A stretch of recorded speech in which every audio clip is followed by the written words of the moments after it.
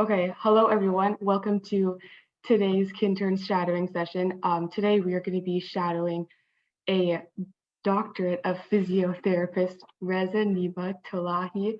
Um, he's going to be sharing a case study and his experiences, so I'll turn it over to him now. Yeah, good morning, everybody. So my name is Reza, and thank you for having me today in this session. So I'm a physiotherapist, and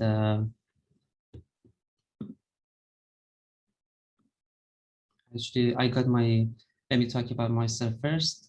I got my Bachelor of Science in Physiotherapy in 2002, and my Master of Science in 2009. And then I got my Ph.D. in 2016. And then I got my credential assessment in 2015, and I got qualified to work as a physio in Canada. And then I moved to Canada in 2017 and started working as a physio here. So that was a long journey. And so last session, Sharon talked about the assessment and actually the subnotes. And today I'm going to explain about some principles of diagnosis in musculoskeletal domain. So let's start with some key points about the clinical science and theories. So as you can see here, so when a patient comes to us, actually we got history, we have some signs and symptoms. Sometimes happen that different patients with same symptoms and symptoms can be categorized into different categories. So it's not like that we have one diagnosis for patients that are complaining about the same problem. So they may be categorized in different categories, and each will receive different treatment. So the same actually would happen in the reverse direction. So the reverse actually can be true. For example, in clinical setting, you may have like 3 to 4 clients with different histories, different signs and symptoms, but all may be diagnosed as a single problem. So for example, disc herniation.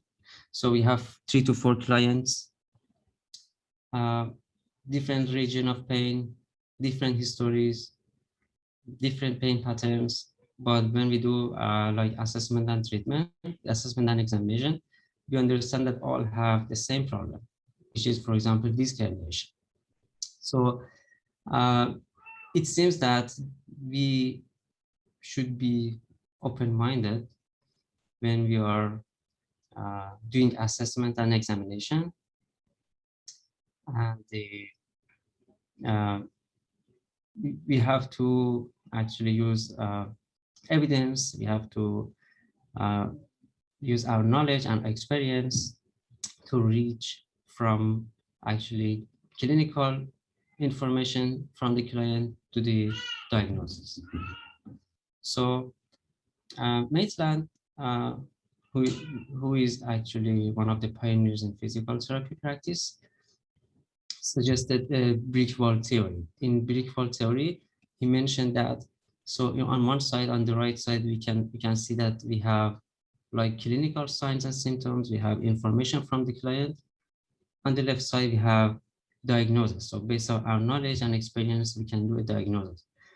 But there is a brick wall here. It means that we cannot go right away from signs and symptoms to the diagnosis. And we need actually to do precise examination and assessment.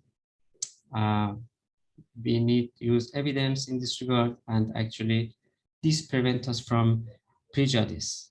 And because sometimes, for example, one client may come to us and complain about like pain in lateral side of the shoulder, we cannot go right away that you have tendinitis or you have shoulder impingement. So it takes time we need to do thorough and exact examination to reach from clinical signs and symptoms to the diagnosis. So as can be seen here, if we have, so as a diagnostician, if we have like 8 to 10 clients, all of them complaining about lower back pain, not all will receive the same treatment. So we should categorize, we should based on our assessment, they may categorize into different categories and each may receive different treatment plan. So that needs actually differential diagnosis. So we are not working as a clinician to do the same protocol for every client complaining about, for example, lower back pain. So today I'm going to talk about two cases that I had in the past. The first one was a man, 52-year-old man, who was complaining about severe headache. The pain was around, based on VAS, visual analog scale, was 8 to 9 out of 10, which was a severe pain. Pain was in the forehead area. He was diagnosed as sinusitis at the beginning and was receiving medication for that. And he was referred to physiotherapy in order to receive magnets, one modalities that sometimes we use to treat or subside symptoms of sinusitis. And he had some sleep disturbance. The pain used to wake him up at night several times. So when he came to me, I did some assessments. So what I did for him actually was to do palpation and assessment of soft tissues in the forehead area. I understand that there is stiffness in soft tissues around the forehead, and in this area, which is supraorbital notch, there is a foramen that nerves emerges from the skull to the forehead. So there was abnormal stiffness in that area. So one thing that I was suspected was supraorbital neuralgia. So one thing that we can do to confirm that is to do actually nerve block, actually to subside the pain. So I referred him to a physician to do nerve block to this nerve. If the pain subsided, that was the sign of supraorbital neuralgia. So I did that, and he did injection, and the pain subsided immediately. And the patient was pain-free for a couple of months. And then after a couple of months, he returned back to physio to do treatment. So as you can see here, the area of the supraorbital neuralgia is coincide with the area of the frontal sinusitis. So he was initially diagnosed as sinusitis and was referred to physio. But after that injection, we understand that it is not sinusitis because the MRI that he had shows that there is no any signs and symptoms of sinusitis. So when he referred back to physio, I started doing some soft tissue therapy and friction massage to the area, to the stiff area around the nerve and where the nerve emerges from the skull. And surprisingly, the pain subsided immediately and within a couple of sessions. So after 10 sessions, the patient left without any pain and the sleep disturbance gone. And after follow-up within a month, everything was okay and there was no any pain and no medication. So this is the timeline of the client, which actually was diagnosed as sinusitis, and he came to us and he referred back for injection, and then we did treatment and the pain subsided, and on follow-up sessions there was no pain or dysfunction and there was no medication. So this is an example of how like manual therapy, how soft tissue release can relieve pain. And as Sharon mentioned in the last session, we are not fan of surgery as much. And because these types of case normally goes for surgery to relieve tension in that area. But actually in this case, I saw that how a simple technique, which is not harmful, doesn't have any side effect, can subside the patient's pain very fast. So I published this case report in 2017, in 2018 actually. So another case I'm going to talk about today is a case that I had in the past and was complaining about lower back pain. So he had lower back pain. It was a young man, had lower back pain with radiating pain to both legs. He was diagnosed as disc herniation based on the clinical sign and MRI. And he had 2 surgeries with scan benefit, so the pain was still there. And when he came to me, I did SLR, straight leg rising, a test that we normally do to assess the length of the hamstring and to test the flexibility of the hamstring muscles. And surprisingly, I understand that the hamstring is very short. Actually, it was like very stiff hamstring, and the SLR test, which is normally is 90 degrees, 80 to 90 degrees, was around 40 degrees. So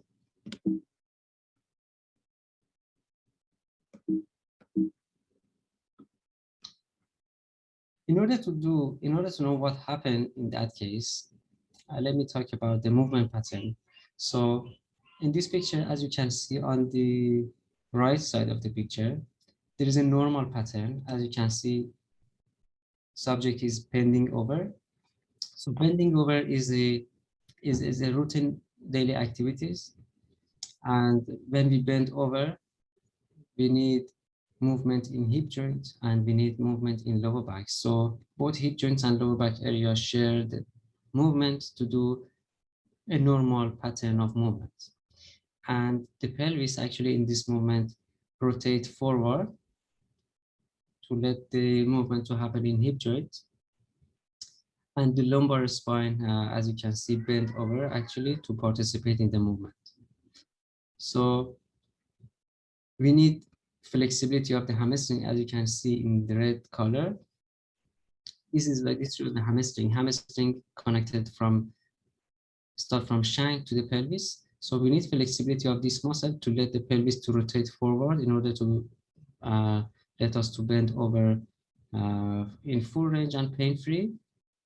But as you can see in the left side, in case of short hamstring, the pelvis cannot rotate forward. So there is no as much necessary movement in the hip joint. And lower back, actually, as you can see here, should compensate by bending more than usual. So since both areas are sharing the movement, and there is lack of movement in one segment, the other segment will compensate by hypermobility or hyperactivity.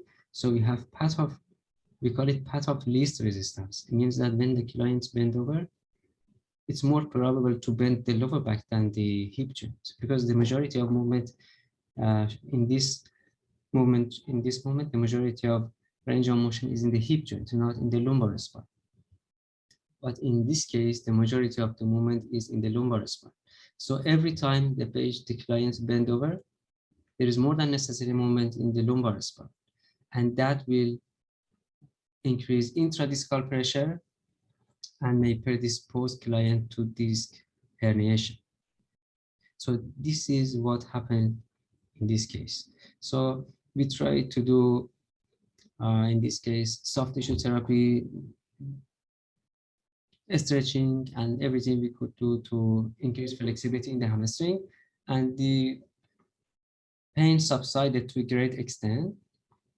And although not completely, because that was a chronic pain and old injury, but to a great extent, the pain subsided with single stretching to the muscle. So, as you may know, we have two mechanisms of injury. The first one is repeated movement. The second one is sustained posture. So in the present case, repeated movement was the mechanism of injury. It means that during daily activities, every time that the patient's bent over, is increasing pressure in the disc, and gradually that increase in pressure could lead to disc herniation. So there is an abnormal movement pattern here that should be diagnosed as a cause of problem. So in this regard, we're talking about kinesio pathology. It means that the cause of the problem was like a movement pattern, abnormal movement pattern, like bending over was done by doing too much movement in the lower back spine. So in kinesio pathology, we have microtrauma with every bending, with every activities that in time accumulated into microtrauma. So a microtrauma or repetitive injury may end it to microtrauma, like a disc herniation. So this is the area that we as a physio work, is to diagnose and understand the movement pattern that actually may lead to a major trauma. Sometimes that's preventive, sometimes that's curative. So on the other hand, we have pathokinesiology, which means that normally other practitioners are working in that area. Like when like orthopedic surgeons see a client with disc herniation, their approach is normally in pathokinesiology domain. So they see the disc herniation first, and they may understand that the patient cannot bend over because of disc herniation, so they try to fix it. And that's the difference between how we see the problem in kinesiopathology and how they see the problem in pathokinesiology. Both may be good, but that's kind of complementary.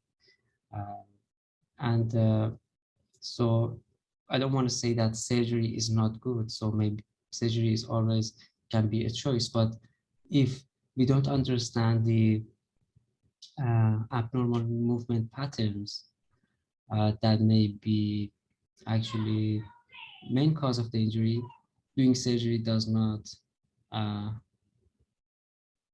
work for the client as we saw in the case.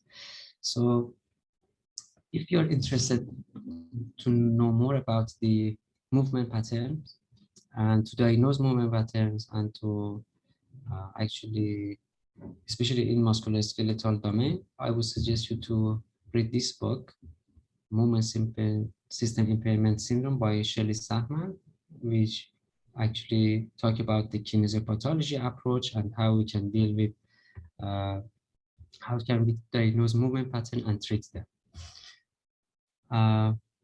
Thank you so much for your attention, and let me know if you have any question. All right, guys, so I guess we can do the Q&A now. So you can either put your questions in the chat or just like raise your hand, and then you can unmute yourself and ask the questions if you have any questions.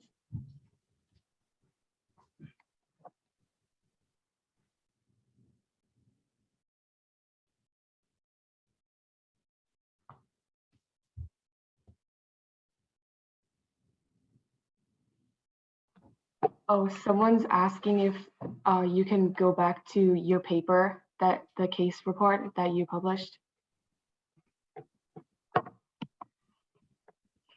This one? I think it was the case report that you published on the Journal of Neuroscience.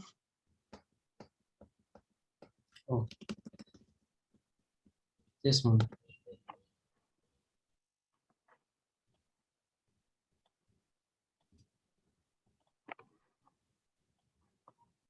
Wait, I want to make a note of that too.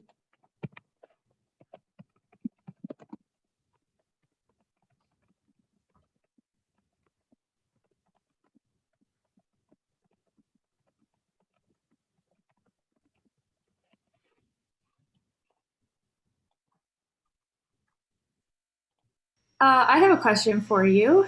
Mhm. So for the second case study, um, what kind of surgeries did the patient have that were not helpful?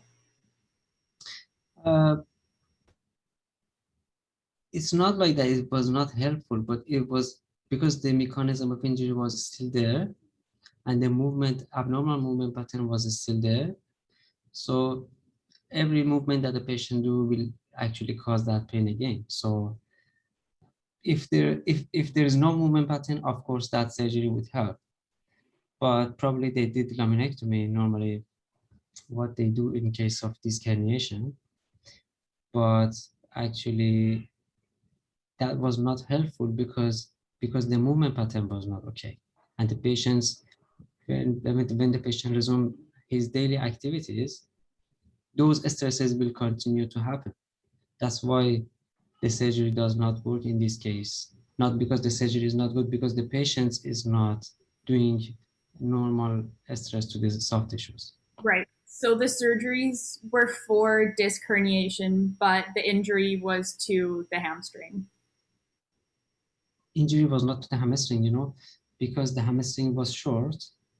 There was abnormal movement pattern that actually with bending over will increase intradiscal pressure. Okay. It seems that the cause of the injury is still there. As long as we have the mechanism of injury there, whatever we do, not only surgery, for example, when a client is coming for rehabilitation, for example, when you have a client with neck pain, you're doing treatment, but the patient is working in a slouch posture all the time. So you're doing treatment, but the stress is still there. So you're asking patient to remove pressure over the spine by sitting tall and sitting straight, changing position to remove stress over the spine. If the patient does not do that, the pain does not go away. Okay. In this case, I want to say that, yeah, if the cause of pain is still there, any treatment that we do does not work as much. Right. Okay. Thank you. Yeah, you're welcome. Okay, one of the questions is, what do you like most about being a physiotherapist? So actually, uh, helping clients to do their daily activities pain-free, that's actually what we are looking for. So when we treat a client, when we work on a client and they feel they pain relief, they can sleep better, they can move pain-free. Actually, I like this patient's response when I ask, how was the pain? How was your sleep? And when he or she say it was very good, I can sleep very well, I can go walk around without pain. That's actually the most interesting part of my practice.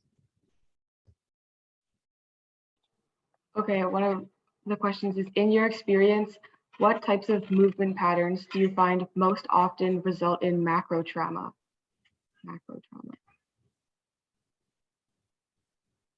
So say it again, please. In your experience, what types of movement patterns do you find most often result in macro trauma? It depends which area of body we are talking about, but the most common is lack of mobility in hip joints, as I told you in the previous actually frame. So hip joint and the lower back are sharing the movement. So normally there is restriction of movement in hip joint that may cause hypermobility in lumbar spine. So if there is tight muscles in the posterior area, we have symptoms like pain in the lower back with bending. If there is stiffness in soft tissues here in the anterior part of the joint, we have pain in standing and walking. So the most abnormal movement pattern actually, yes, is stiffness of the hip joint and the compensatory hypermobility in the lumbar spine.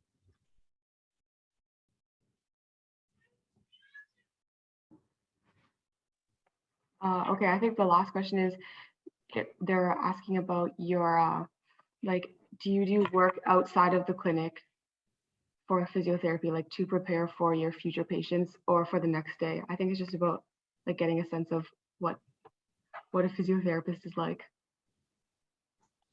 So out of clinic setting, of course, yes, because you know, as I show you in the frame here, so there is, so doing diagnosis, so is not trivial. So it's not easy to categorize every client. Sometimes we cannot categorize a client into a specific diagnosis. So yes, sometimes we need to study for that out of the clinical setting. Sometimes we need to consult other healthcare practitioners, other colleagues, or just to search the webs or search about that to do, oh, what's wrong with this client? What can I do? What's the problem? Sometimes we really don't know, so it takes time. And what we can do outside of clinical setting is to sometimes in specific cases, yeah, to search about the problem and the diagnosis that we can do and what we can do with such specific cases. Yeah, it's like ever-changing and continuing education. Okay, someone asked, what are the best qualities and skills to have to be a successful physiotherapist, in your opinion? Well, I think being committed to the client, because if we are committed to the client, we can do our best. And so one thing that we can do is to increase our knowledge. So in order to reach from clinical information, patient signs and symptoms to a sound diagnosis, we need broad and precise theory and knowledge. So if we increase our knowledge and if we broaden our knowledge domain, so we can do our best for the client. So I think the study and increase our knowledge is the best thing that we can do to be a good physio. Yeah. Okay, I think that's it for the questions. If there's any more questions, you guys can ask them right now, or else we can end a bit early today. All right, so next session is going to be on March 20th at 9 a.m. It's going to be the occupational therapy session. So I'll hope to see you all there. Yeah, so thank you for your presentation. Yeah, and that's it. Bye, everyone. Yeah, thank you. Thank you. Bye-bye.